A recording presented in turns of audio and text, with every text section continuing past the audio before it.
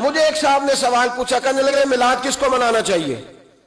میں نے کہا اس بیٹی کو منانا چاہیے میلاد جو زندہ ہوتی تھی تو دفن کر دیا جاتا تھا، اور میرے رسول نے فرمایا اب جو بیٹی پالے گا نا میں اس کا بازو پکڑ کے جنت میں ساتھ لے کے جاؤں گا۔ میں نے کہا میلاد اس ماں کو منانا چاہیے جس کا بیٹا گلے میں رسی ڈال کے ماں کو منڈی میں بیچ آتا تھا۔ میرے مصطفیٰ کریم نے فرمایا جنت 7 آسمانے کے اوپر سدرۃ المنتہا کے پاس تھی، پر میں نے وہاں سے کھینچ کے لا کے ماں کے قدموں کے نیچے رکھ دی ہے۔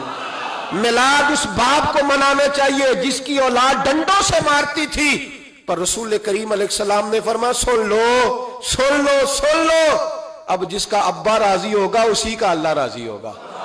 میں نے کہا میلاد اس غریب کو منانا چاہیے جو بھینس کی طرح بکری کی طرح منڈی میں بکتا تھا، پر مصطفیٰ نے کالے رنگ والے حبشی غلام کو سینے سے لگا کے کہا غریبوں کو چھوٹا نہ سمجھنا، میں اللہ کا رسول جب جنت میں جاؤں گا تو آگے بھی غریب ہوں گے، پیچھے بھی غریب ہوں گے، دائیں بھی غریب ہوں گے، بائیں بھی غریب ہوں گے۔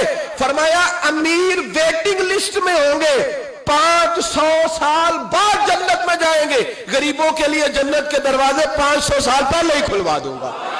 اسے منانا چاہیے، میلاد منانا چاہیے۔ اور میں نے کہا مولوی سن تجھے پوچھتا کوئی نہ، تیرا ذکر کوئی نہ کرتا، لیکن تو ممبر پہ بیٹھا ہے، تو محمد عربی کے نام کا کھا رہا ہے، تو علی کے نام کا کھا رہا ہے، تو عمر عثمان اور ابو بکر کے نام کا کھا رہا ہے، تو اسنین کا صدقہ کھا رہا ہے۔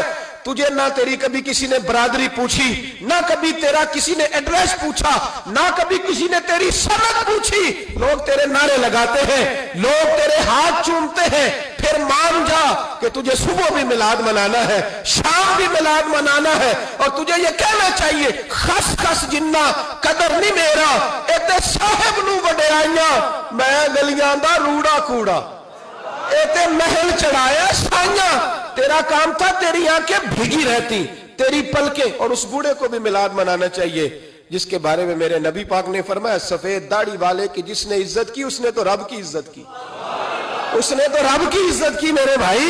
اس مزدور کو بھی میلاد منانا چاہیے جس کے بارے میں نبی پاک نے فرمایا جو اپنے ہاتھوں پہ چھالے ڈال کے مزدوری کرتا ہے میں نے تو اسے رب کریم کا دوست بنا دیا ہے۔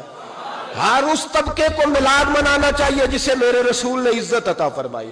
اس بہن کو بھی میلاد منانا چاہیے جس کے بارے میں نبی پاک نے فرمایا اگر کسی کا باپ چلا جائے اور اس کے حصے میں بہنیں آ جائیں، 4 بہنیں، 3 بہنیں یا 2 بہنیں بیاہ کے جو آیا تم پہ سے، میرے محبوب نے فرمایا میری انگلیاں جڑی ہوئی ہیں نا اس طرح میں اسے اپنے ساتھ جوڑ کے جنت میں لے کے جاؤں گا۔ اس بہن کو میلاد نہیں منانا چاہیے۔ میرے رسول پاک نے فرمایا جس کی بیٹی واپس آ جائے، طلاق ہو گئی یا بیوہ ہو گئی، واپس آ گئی، نام بچ سکی، واپس آ گئی، فرمایا واپس آنے والی بیٹی کی جو باپ خدمت کرے گا میرے رسول پاک فرماتے ہیں میں قیامت میں اس کا سفارشی بنوں گا۔ تو اس بیوہ کو اور طلاق یافتہ کو میلاد نہیں منانا چاہیے، وہ اس رسول کا ذکر نہیں کرے گی جس نے اتنا درجہ دے دیا، اتنا نواز دیا، اور تجھے تو صبح و شام میلاد کرنا چاہیے تھا، تجھے تو صبح و شام درود کرنا چاہیے تھا، سلام کے گجرے بھیجنے چاہیے، یا رسول اللہ کہتے تیری زبان جو ہے وہ ہر وقت تر رہنی چاہیے تھی، تو بحث کر رہا ہے، تو اس پہ دلیلیں دے رہا ہے، تو اس پر باتیں کر رہا ہے۔ حضرت عمر سے پوچھنا، حضرت عمر سے جناب اسامہ بن زید رضی اللہ تعالیٰ عنہ حضور کے غلام تھے، نبی پاک ان سے بڑا پیار کرتے تھے۔ ایک جنگ میں پیسے آئے تو حضرت عمر فاروق رضی اللہ تعالیٰ عنہ نے اپنے بیٹے کو 50,000 دیا، 25,000 دیا اپنے بیٹے کو، اور اسامہ بن زید کو 50,000 دینار دیے۔ بیٹا کہنے لگا ابا جی وہ تو چھوٹے ہیں میں بڑا ہوں، وہ حضور کے زمانے میں بچے تھے میں جہاد کرتا تھا، یہ آپ نے کیا کیا؟ تو حضرت عمر رو پڑے، کہنے لگے بیٹا یہ تیرے باپ کے سر پر جو عزت کے بال ہیں یہ مصطفیٰ کے اگائے ہوئے ہیں۔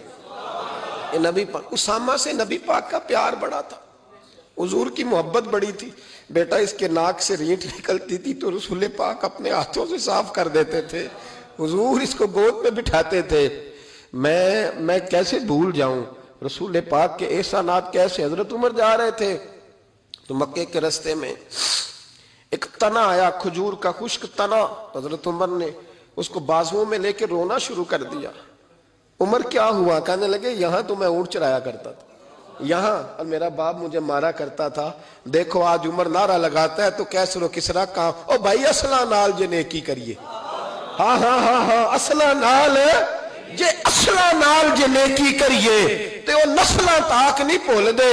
ہاں بے اصلہ نال نیکی کریے تے پھول کنڈیاں نال تول دے.